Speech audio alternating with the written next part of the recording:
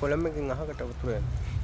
මේ මෙතන උඩින් ගිහලා ඉතින් ඒකට වෙන බෑග් එකක් ගන්නලා වටේම තෙමන්න හොඳට.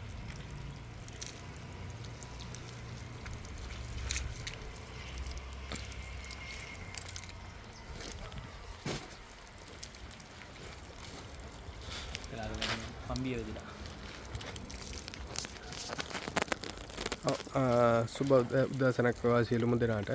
මේ අපි අද ඕගලන්ට පෙන්වන්නේ සාමාන්‍යයෙන් කොළඹ එකක් කියෝරින් කරගන්න පාර්ට් එක. ඒ කියන්නේ මේ අපි කොළඹ එකක් කොන්ක්‍රීට් දාලා පැත්තකට වෙලා හිටියට බෑ.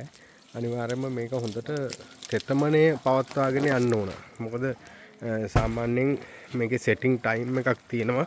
ඒ සෙටින් ටයිම් එක කාලය ඇතුළතදී මේ කොළඹ එක සාමාන්‍යයෙන් මේ වෙට් කියන්නේ සාමාන්‍ය තෙතමනේ තියෙන තත්ත්වයේ තියෙන්න ඕනේ. එහෙම නැත්නම් මේ කොළඹ එකේ අර ස්ට්‍රෙන්ත් එක කියන එක හරියට ගොඩ නැගින්නේ නැහැ. ඉතින් අපි මේ දැන් කොළඹ දාලා තියෙනවා හොඳට. ඒ දාලා තිබුණාට මේක මේ ලස්සනට කොළඹ එක මෙහෙම පේන්න තිබුණාට මේකේ ශක්තිය අඩු වෙන්න හේතුවක් තමයි මේක තෙමන්න නැතුව ඉන්න එක. ඉතින් ගොඩක් වෙලාවට මේක කීප ආකාරයකට කරගන්න පුළුවන්.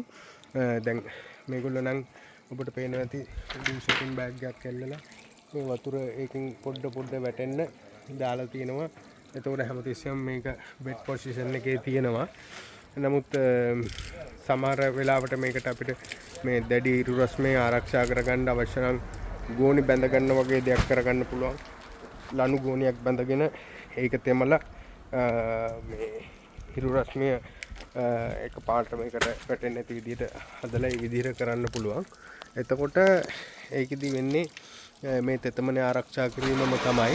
ඉතින් මේක ගොඩක් අය මේ කොළම් එක දාලා ඉවර වෙලා මේක එක පාරක් දෙපාරක් තෙමලා නොසලකා හරිනවා.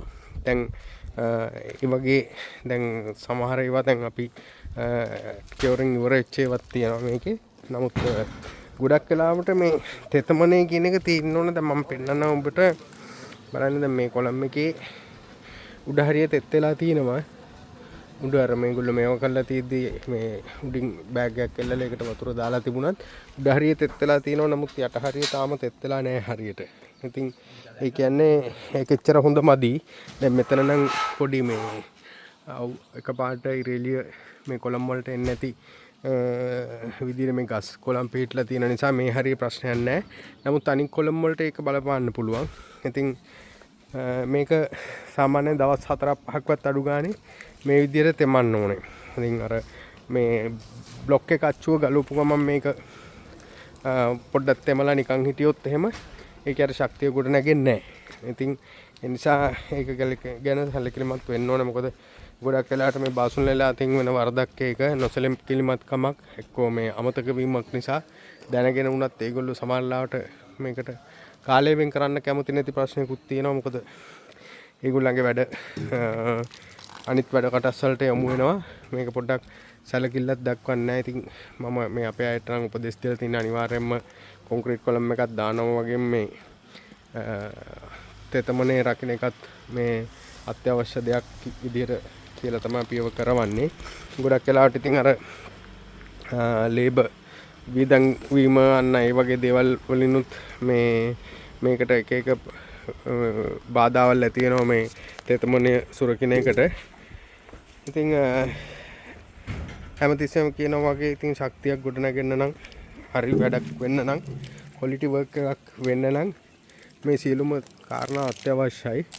ඉතින් අපි හැමතිස්සෙම බලන්නේ මේ ඕගොල්ලන්ට මේකේ දැනුමක් ගෙනල්ලා දෙන්න. මොකද මේ විශේෂයෙන්ම සාමාන්‍ය තමන් පොඩ හදන ගයක් නම් එකපාරට ආයතනයකට දීලා හදාගන්න අමාරු අය ඉන්නවා.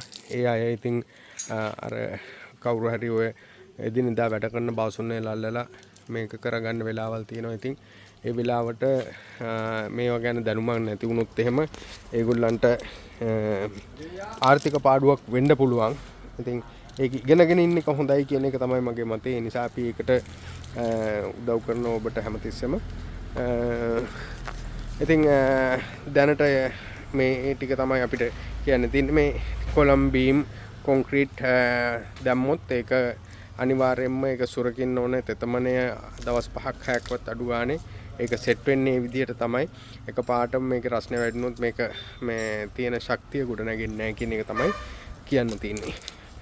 ඉතින් බොහොම ස්තුතියි ඔබලාට මේක මේ ග්‍රහණය කරගත්තා නම් අපි හිතනවා අපේ යුතුයකමක් ඉෂ්ට වුණා කියලා. බොහොම ස්තුතියි.